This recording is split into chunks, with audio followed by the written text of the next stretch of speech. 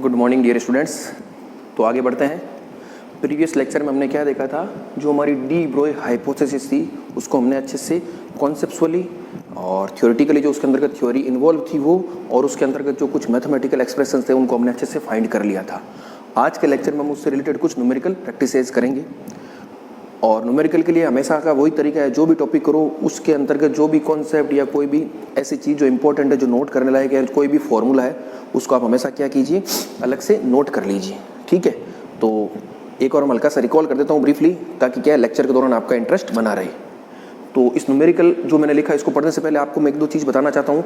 D Brohi hypothesis के अंतर्गत जो बेसिक फार्मूला हमने काम में लिए थे वो क्या कहते हैं, इसको एक बार हम लिस्टिंग कर लेते हैं। सबसे बेसिक फार्मूला तो आपका यही था, लैम्डा इक्वल टू h/p, क्योंकि डी ब्रोई हाइपोथेसिस क्या दर्शा रही है, आपके डुअल नेचर ऑफ मैटर को दर्शा रही है। अर्थात जो आपका पदार्थ होता है उसकी दोहरी प्रकृति को दर्शाती है। अर्थात ऐसा भी आप कह सकते हो कि कोई भी मटेरियल पार्टिकल होता है वो कणीय प्रकृति के साथ साथ तरंगी प्रकृति दर्शा रहा है। तो देखिए लैम्डा तरंगी प्रकृति, मोमेंटम कणीय प्रकृति, तो एक तो ये फॉर्मूला निकल करके आया था।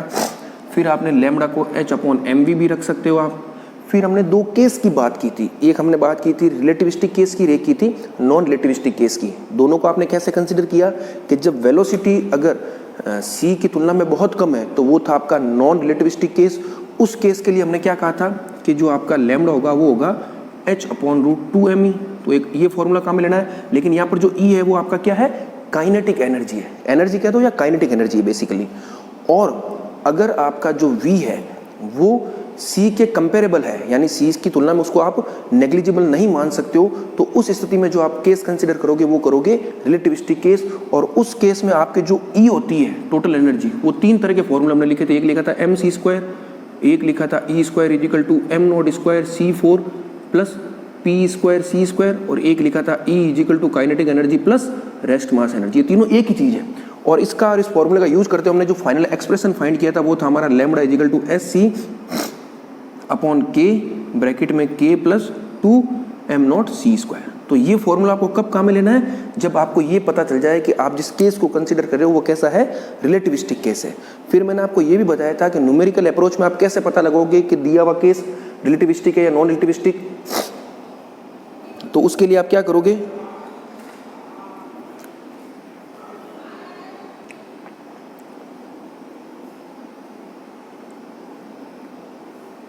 तो उसका पता लगाने के लिए मैंने आपको एक ट्रिक बताई थी कि जो काइनेटिक एनर्जी है आपकी, ठीक है ना, काइनेटिक एनर्जी वो अगर रेस्ट मास एनर्जी की तुलना में बहुत कम है आपकी, तब आपका जो केस होगा वो होगा नॉन रिलेटिविस्टिक केस। और अगर आपकी काइनेटिक एनर्जी जो है वो रेस्ट मास एनर्जी की कंपेरेबल में है, कंपेरेबल का मतलब हो गया कि आप उसको उसकी तुलना में नगण्य मान के नहीं छोड़ सकते हो, तब जो केस कंसिडर करोगे आप वो करोगे रिलेटिविस्टिक केस। तो ये दो ट्रिक है जो आपको पता रखनी है, और जो फॉर्मूले इसके अंदर इन्वॉल्व है वो मैंने आपको बता दिए हैं। अब कल हमने एक टॉपिक और देखा था जिसके अंतर्गत हमने कहा था कि de Broglie wavelength of a charge particle, उसको थोड़ा आप करेक्ट कर लीजिए। वहाँ मैंने एक लाइन लिखी थी, इसको मैं इस न्यूमेरिकल को तो बाद में करेंगे, मैं चीज़ बताना चाह रहा हूँ। हमने लिखा था डी ब्रोई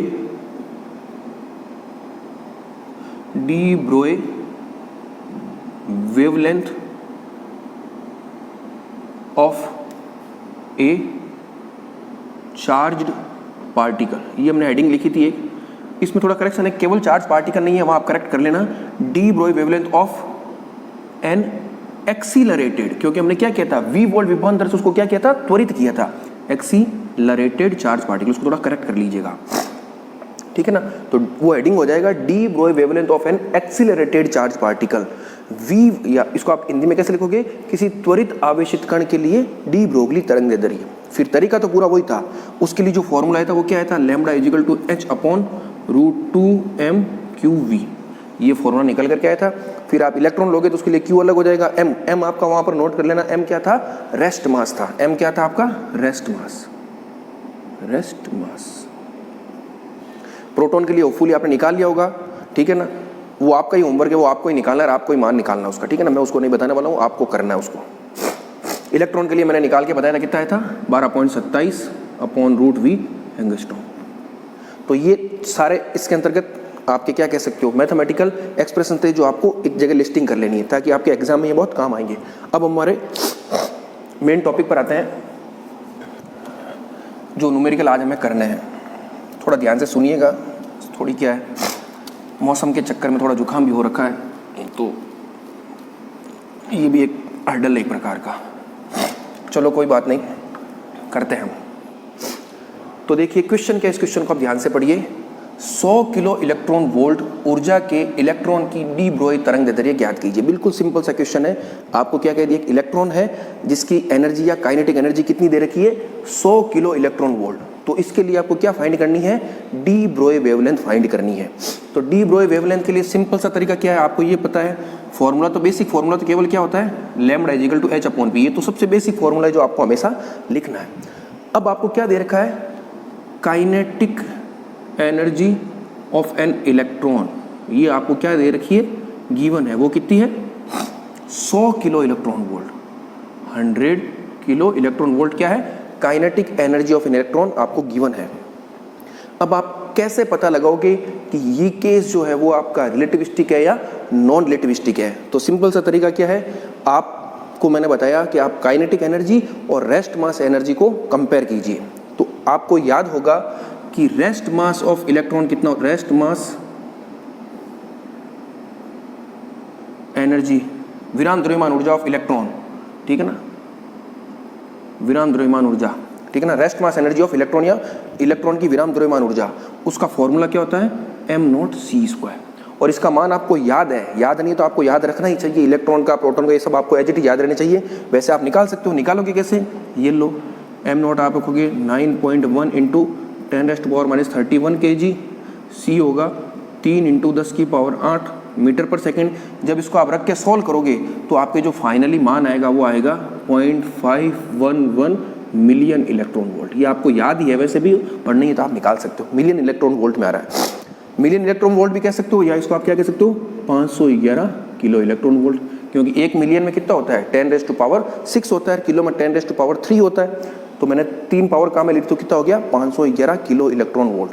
तो ये क्या है, रेस्ट मास ऑफ इलेक्ट्रॉन है। तो आपको क्या पता चल गया, m0c² पता चल गया। इलेक्ट्रॉन के लिए कितना है, 511 किलो इलेक्ट्रॉन वोल्ट। और आपको क्वेश्चन में क्या दे रखा है, kinetic energy of electron 100 kilo electron volt. तो आप खुद सोचिए, क्या ये दोनों, इसको मैं इसकी तुलना में नगण्य मान सकता हूँ, नहीं मान सकता हूँ। इतना छोटा नहीं है कि आप इसको नगण्य मान के छोड़ सकते हो। लेकिन अगर मान लो यहाँ पर ये 511 मिलियन इलेक्ट्रॉन वोल्ट होता तब तो आप इसको नगण्य मान के छोड़ सकते थे। लेकिन ये क्या है, 100 किलो इलेक्ट्रॉन वोल्ट और 511 किलो इलेक्ट्रॉन वोल्ट, तो ये एकदम नगण्य नहीं है। नगण्य नहीं है तो इसका मतलब क्या हो जाएगा कि ये केस आपका कैसा हो जाएगा, रिलेटिविस्टिक केस हो जाएगा। तो इस प्रकार से आपको फाइंड करना है। तो ये जो केस है वो आपका कैसा केस है, रिलेटिविस्टिक केस। आप लिखना बिल्कुल, ये लिखना, फिर नीचे एक लाइन लिखना आप एरो लगा करके। स्पष्ट है कि इलेक्ट्रॉन की दी गई गतिज ऊर्जा उसके विराम द्रव्यमान ऊर्जा की तुलना में नगण्य नहीं है। अतः उपरोक्त जो स्थिति है वह आपेक्षिकता की स्थिति है, ठीक है ना। Given condition is relativistic condition, ये relativistic case. So in this case de Broglie wavelength of an electron is given as, ठीक है ना। अर्थात उपरोक्त स्थिति में इलेक्ट्रॉन के लिए डी ब्रोगली तरंग दैर्ध्य को निम्न प्रकार लिखा जा सकता है। कैसे लिखोगे आप, lambda is equal to hc upon k plus twice m0c²। बस फॉर्मूला आपको पता चल गया। अब h का मान आप जानते हो क्या होता है, c का मान आप जानते हो क्या आता है, k आपको गिवन है, और m0c² इलेक्ट्रॉन के लिए आपको पता ही है 511 किलो इलेक्ट्रॉन वोल्ट। बस अब इसमें आप सारे मान रखिए और फाइनली आप अपना आंसर निकाल लीजिए। उसको मैं यहाँ करने वाला नहीं हूँ, वो मैथमेटिक्स है जो आपको करनी है। आंसर क्या रहा है वो मैं आपके लिख देता हूँ। क्या आ रहा है, आंसर आ रहा है इसका आपके 0.037 एंगस्ट्रॉम। ये आप अपना चेक कर लीजिएगा। तो किस प्रकार से आपको करना है मैंने बता दिया। बेसिक फॉर्मूला तो यही है। फिर गिवन रेस्ट मास एनर्जी उस पार्टिकल की आपको पता है, फिर आप कंपेयर करके देखिए और उससे ये पता लगाइए कि केस कौन सा है, नॉन रिलेटिविस्टिक है या रिलेटिविस्टिक है, और फिर जो फॉर्मूला आपको काम में लेना है वो आप आराम से लीजिए। तो ये एक न्यूमेरिकल था, बिल्कुल बेसिक था लेकिन इंपॉर्टेंट है, ठीक है ना। ऑब्जेक्टिव में कई बार क्या होता है, इससे √2me से भी निकाल देते हैं, इससे भी निकाल देते हैं, आपको 2 ऑप्शन देते हैं, तो फिर उसमें बड़ा कंफ्यूजन होता है। कॉम्पिटिटिव एग्जाम में वही ऑप्शन सही माना जाएगा जो जिसमें फिजिक्स इन्वॉल्व होगी, जिसमें आपको ये चीज़ पता होगी कि ये केस काम में लेना है या वो केस काम में लेना है। तो आपको अच्छे से पता चल गया। एक न्यूमेरिकल हम और ट्राई कर, तो अगला न्यूमेरिकल हम देखते हैं उसको कैसे करना है। वो न्यूमेरिकल क्या कह रहा है, वो कह रहा है 1 मिलियन इलेक्ट्रॉन वोल्ट के प्रोटॉन के संगत डी ब्रोगली तरंग दैर्ध्य ज्ञात कीजिए। बिल्कुल वैसा ही क्वेश्चन है। अब यहाँ इलेक्ट्रॉन नहीं है, यहाँ पर आपके पास क्या है, प्रोटॉन है, और आपको उसकी एनर्जी दे रखी है कितनी, 1 मिलियन इलेक्ट्रॉन वोल्ट या मेगा इलेक्ट्रॉन वोल्ट। तो बेसिक फॉर्मूला तो आपका क्या होता है, लैम्बडा इक्वल टू h/p है, ये तो आपको हमेशा लिखना है। फिर गिवन क्या है, गिवन आपको दे रखा है kinetic energy of A proton, वो कितनी दे रखी है, 1 मिलियन इलेक्ट्रॉन वोल्ट। अब आपको ये चेक करना है कि ये जो केस है वो कैसा है, रिलेटिविस्टिक है या नॉन रिलेटिविस्टिक है। तो उसके लिए सीधी सी बात है, आपको क्या पता करनी पड़ेगी, प्रोटॉन की रेस्ट मास एनर्जी। तो आप लिखिए rest mass energy of A proton. एक प्रोटॉन की विराम द्रव्यमान ऊर्जा वो कितनी होती है, फॉर्मूला सेम है, m0c²। अब प्रोटॉन के लिए m0 क्या होगा, वो आपको पता है 1.67 × 10⁻⁻27 kg, और c का मान आपको पता है। इसको जब आप रख के सॉल्व करोगे तो जो आपके मान आएगा वो आएगा 939 मिलियन इलेक्ट्रॉन वोल्ट।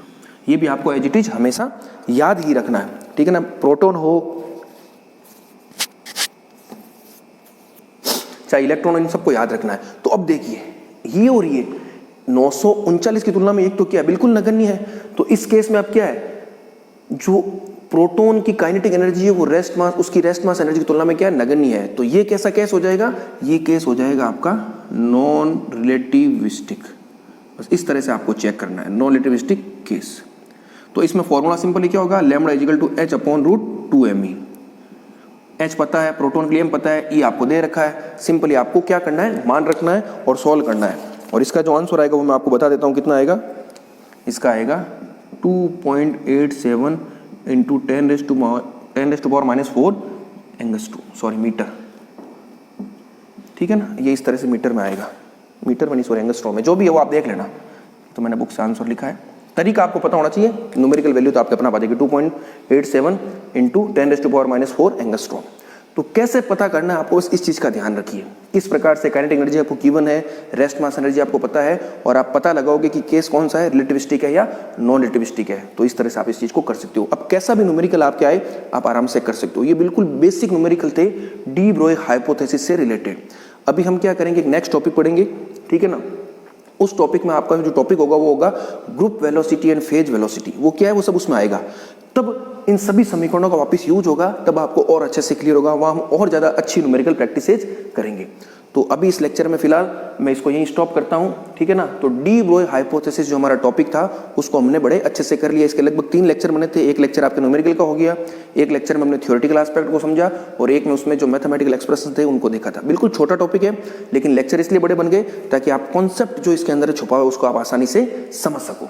और करना क्या, डी ब्रोई हाइपोथेसिस तो केवल एक लाइन की, जो मैंने लाइन लिखी थी ना, किसी कण से संबद्ध तरंग की तरंग दैर्ध्य उसके संवेग के व्युत्क्रमानुपाती होती है, बस खत्म हो गया डी ब्रोई हाइपोथेसिस। या आप ऐसा भी जो एक इंग्लिश में स्टेटमेंट लिखा था कि any material particle have non zero rest mass whatever its nature in motion it is equivalent to a wave and its wavelength is given by lambda equal to h/p। बस खत्म है। बाकी तो जो मैंने सारी चर्चाएं बताई थी वो उसके अंदर फिजिक्स जो थी या कॉन्सेप्ट जो था उसको समझने, ताकि आपका इंटरेस्ट बना रहे, इसलिए मैंने बताई थी। और जितने भी मैथमेटिकल एक्सप्रेशन थे उनको हमने एक एक करके सारी लिस्टिंग कर ली। तो ये पूरा टॉपिक हमारा कंप्लीट हो गया। अब नेक्स्ट लेक्चर में हम एक नया टॉपिक लेंगे, वो भी बड़ा इंटरेस्टिंग टॉपिक होगा आपका। Thank you.